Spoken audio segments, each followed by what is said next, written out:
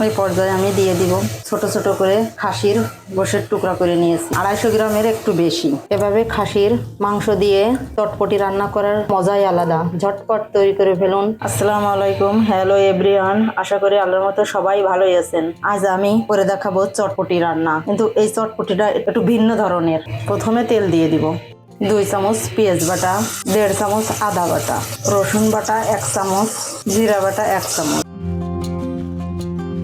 সামান্য একটু পানি দিয়ে দিব, স্বাদ মতো লবণ, 1/2 চামচ হলুদের গুঁড়া, 1 চামচ ধনিয়ার গুঁড়া, 1/2 চামচ মরিচের গুঁড়া। ওই পর্যায়ে আমি দিয়ে দিব ছোট ছোট করে খাসির গোশের টুকরা করে নিয়েছি, 250 গ্রামের একটু বেশি। এই পর্যায়ে দিয়ে দেব আমি চটপটি। 5-7 ঘন্টা ভিজিয়ে রেখেছিলাম, রেখে সিদ্ধ করিনি, এভাবে কষিয়েই রান্না করব।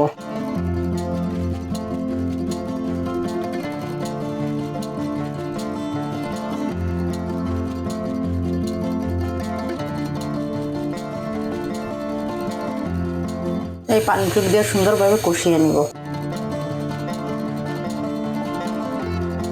সুন্দরভাবে কষিয়ে নিয়েছি, এখন পানি দিয়ে দিব।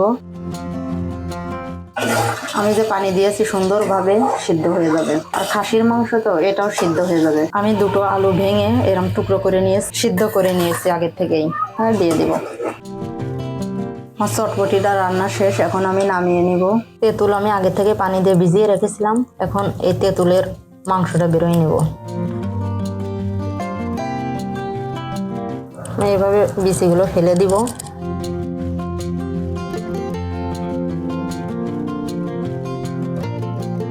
বিট লবণের গুঁড়া, এর মধ্যে আমি শুকনো মরিচ, গোলমরিচ, লবণ গুঁড়ো করে নিয়েছি একসঙ্গে, এটা দিয়ে দিব 1 চামচ, কারণ আমার বাচ্চারা খাবে তো একটু ঝালের পরিমাণ কমই রাখবো।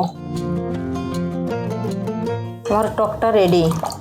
কিছু কাঁচা মরিচ, পেঁয়াজ, শসা, ধনের পাতা, লেবুর রস, ডিম কুচি।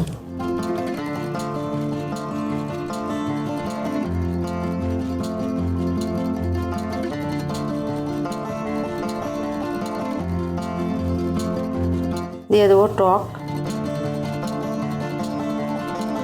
দিয়ে দিব কিছু ফুচকা। তো ফুচকাটা আসলে আগে থেকে দিলে এই ঝোলটা টানে যায়, এই জন্য আমি এক সাইডে আপনাদেরকে দিয়ে দেখালাম। এভাবে খাসির মাংস দিয়ে চটপটি রান্না করার মজাই আলাদা। ঝটপট তৈরি করে ফেলুন। আশা করি আমার এই রেসিপিটা আপনাদের ভালো লেগেছে, আর ভালো লাগলে লাইক করুন, কমেন্টস করুন, শেয়ার করুন, অবশ্যই সাবস্ক্রাইব করতে ভুলবেন না। আল্লাহ হাফেজ।